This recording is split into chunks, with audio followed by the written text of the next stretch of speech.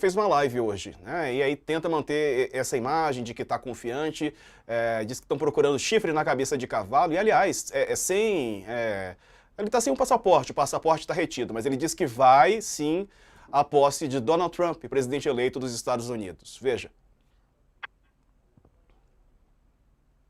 Veja o trecho. Eu vou abrir um inquérito contra o senhor agora porque sua barba está grande. E a barba está crescendo. Vamos abrir um inquérito porque a barba está crescendo. É possível, é possível.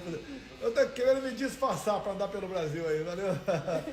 Mas na posse do Trump eu tiro a barba, pode deixar. Na posse do Trump eu tiro a barba. Vamos ver o que ele disse então sobre as investigações e o indiciamento dele e outras 36 pessoas. Perguntando aqui, presidente, o senhor ouviu falar no golpe do golpe? Eu vi, né? É uma coisa absurda essa história de golpe, absurda. Vai dar golpe com um general da reserva e 4 oficiais superiores, pelo amor de Deus. Quem estava coordenando isso? Cadê a tropa? Cadê as Forças Armadas? Poxa, pelo amor de Deus, não fique botando chifre em cabeça de cavalo. Esses estão sendo presos injustamente agora, de forma preventiva, não encontra um só respaldo na lei que faz a preventiva prender esses 4 oficiais.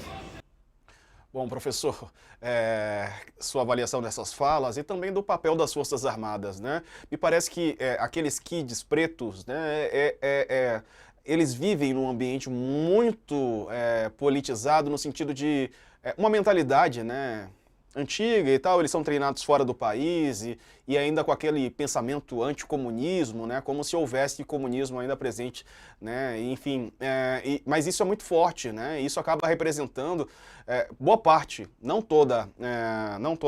todos os integrantes das Forças Armadas, mas boa parte, né, uma boa quantia de militares que reproduzem, até mesmo aqueles que vão chegando, né, me parece que vão também sendo influenciados com isso.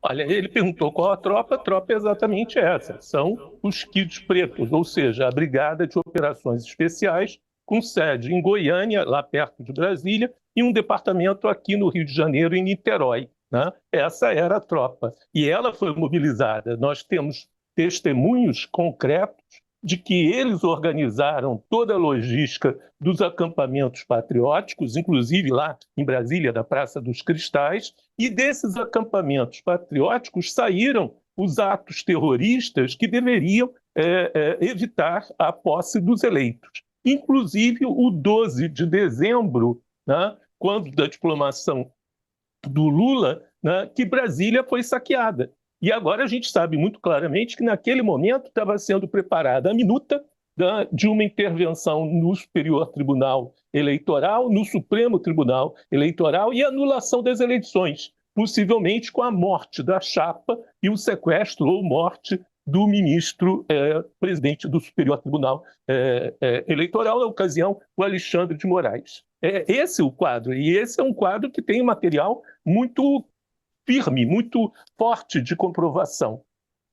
Por que não aconteceu?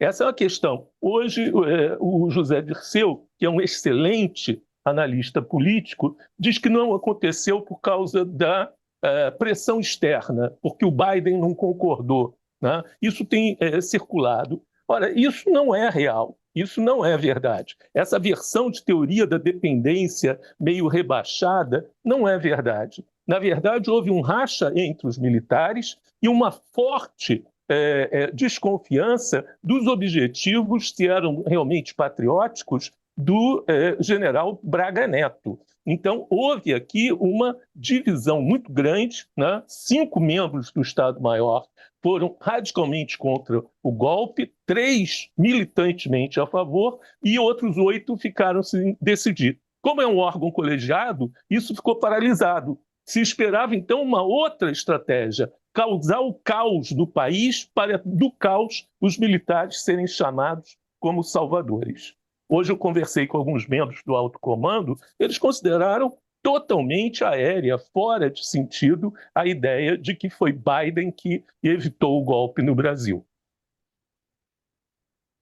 Coluna A Hora, que é o podcast do José Roberto de Toledo e Thaís Bilenque, eles trouxeram a informação sobre os kits pretos, né, e Walter Delgatti, que é o hacker de Araraquara. Está aqui, é o programa A Hora, que está disponível já para quem quiser ver no YouTube, também está na grade de programação do canal UOL. O relatório da PF mostra que, mesmo sabendo que não houve fraude nas urnas, eles insistiram em manter a versão de fraude.